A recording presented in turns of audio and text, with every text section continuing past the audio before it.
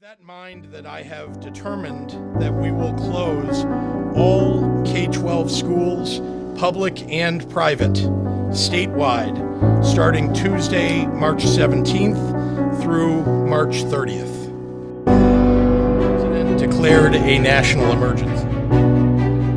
Hospital systems are simply overwhelmed. States is reporting the highest number of deaths in a single day, nearly 15. We will begin the new school year learning at home and continue learning remotely for the first quarter.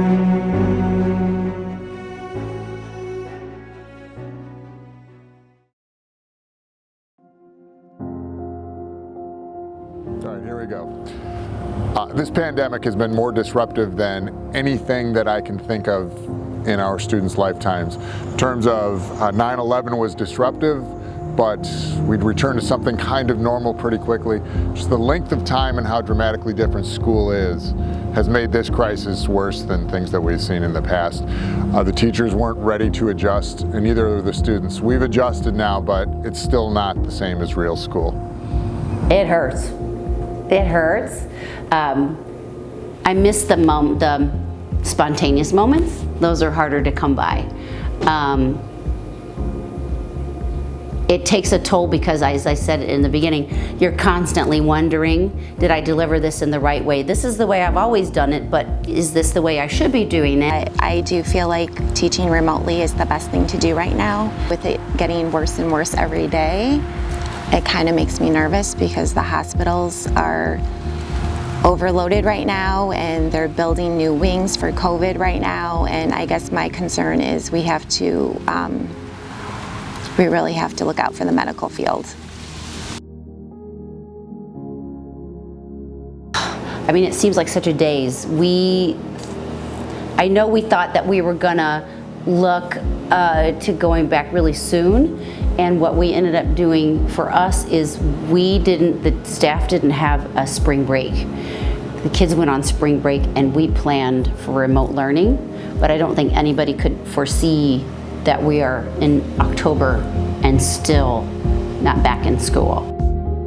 I thought that we would be back in 2 or 3 weeks, and I assumed, I think like a lot of people, that it was going to be, we were going to go home, things were going to settle down, and we'd be back for the end of the year. I left a lot of my materials here, and as it turned out, I didn't return until August.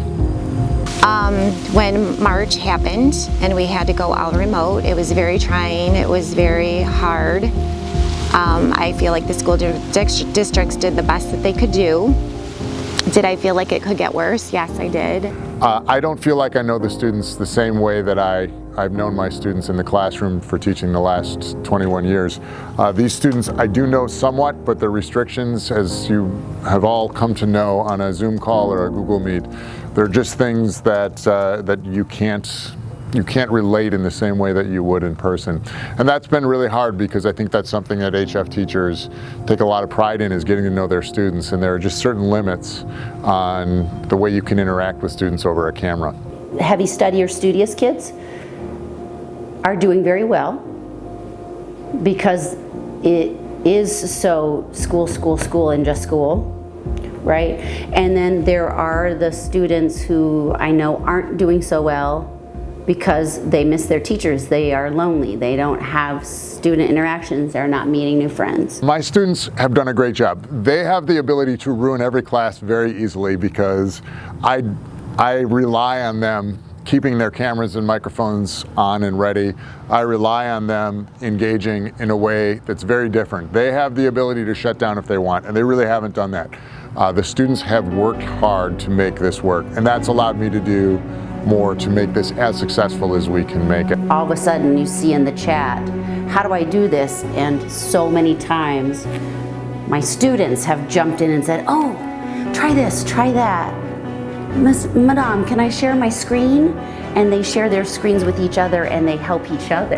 And that would not have been necessary in a regular classroom. I know remote learning is not the best, but as a first grade teacher, I was with a class for about 2 months remotely, and we did gain those relationships. We made that community feel We had laughter. I have to say it was amazing, and I didn't think it could happen, but it happened. So I do feel like, of course, it's not the ideal way to teach, but I love my class, and I couldn't wait to wake up in the morning to see them and greet them, and it was amazing. I never thought you could form those relationships remotely, but it did happen.